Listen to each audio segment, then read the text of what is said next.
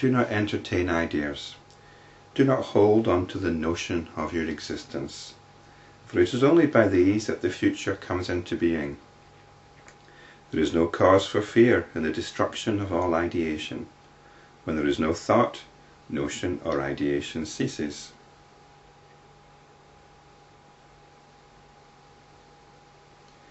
It's not that we're stopping thought altogether, it's that we're not getting caught up in it. We're resting in awareness, the attention is directed onto itself, and everything is still going on. But we're not forming ideas about it. I'm not saying that sound out there is a seagull. I'm not even saying there's something out there.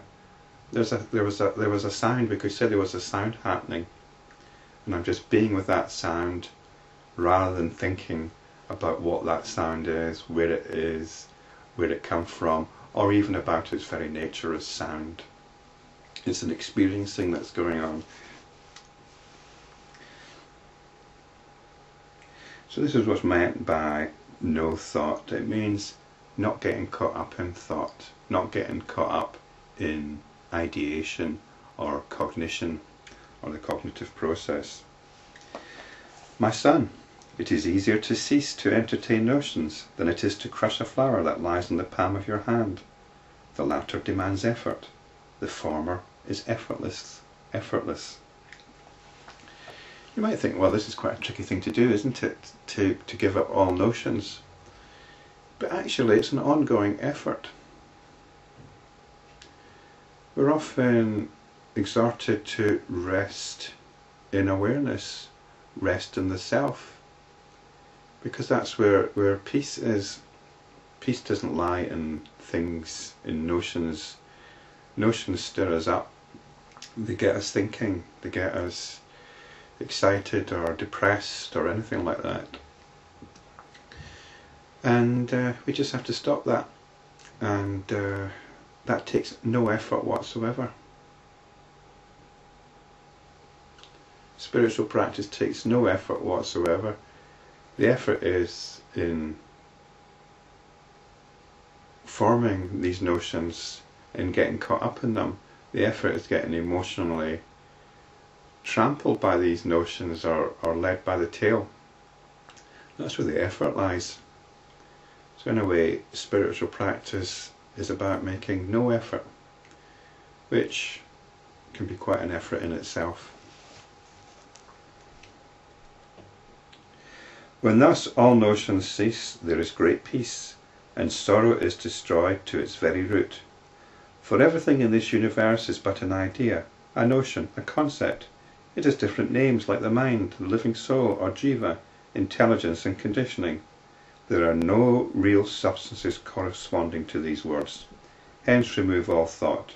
Do not waste your life and effort in other endeavours. Remove your involvement from all thought.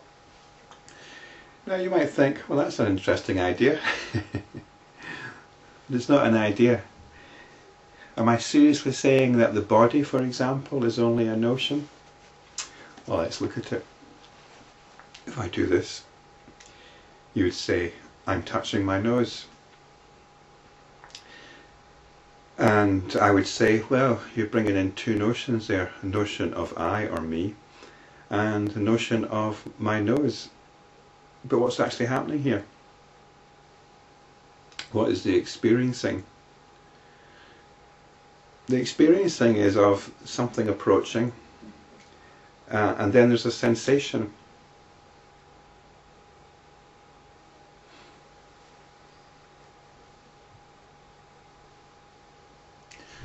There's the experiencing is, I could break it down as simply as possible, it is, or not even something approaching, something getting bigger. Something getting bigger, taking up the visual aspect of the field of experiencing. And it's like a sort of tangle of something. And then there's a sensation, which we could describe as pressure of some sort. That's breaking it down simply. It's a bit like what the artist is doing when the artist is painting a scene. a landscape scene, the artist isn't thinking, right, I'm going to draw that fence over there. What the artist starts drawing is lines, short lines, longer lines, and if the fence, or let's just say it's a gate, and if the gate is open, the artist isn't going to say, I'm going to draw this open gate. The artist will draw the length of the gate, and the artist will draw the length of the gate shorter than when the gate is closed, because of the laws of perspective. But all the artist is doing is drawing longer or shorter lines, and we will construct depth from that. So really what we're trying to do is just look at things from the artist's point of view. We're looking at things as colour, maybe, as shape, not conceptualising them. Although fundamentally we don't even want to look at things as colour or shape, because that's conceptualising as well. So I talked about I'm touching my nose. What's actually going on there? What's actually going on in the experiencing? I talked about a tangle of something getting bigger. I talked about a sensation. That's talking about it in its most basic terms. In the same way, so where's my nose come into it? And where is the eye that is touching the nose? You can say I'm touching my nose, but it's even, even in grosser terms, it's a finger that's touching the nose, isn't it? It's a finger that's touching the nose. But I say I am touching my nose. Well, that should be apparent. If I am touching my nose, you should be able to see the eye that is touching my nose. So we've got these, you might think I'm playing with words, but this is what is happening all the time. It's words that we're playing with. And these words do not describe the experiencing. So we're trying to get beyond the notions to the experiencing. And body is a notion. If we start looking at what the body is, I mean, you can break it down into the basic sensations that are going on, and we maybe group these sensations into body sensations. I can look at an image of my body in a mirror, but again, I'm inferring something that thing over there relates to what is here. What is happening is something in a mirror. It's usually smaller than my scientific height. So as soon as you start looking into these things and questioning what we mean by words, and that's what we must always do. You might think, well, where do we get to with all this questioning?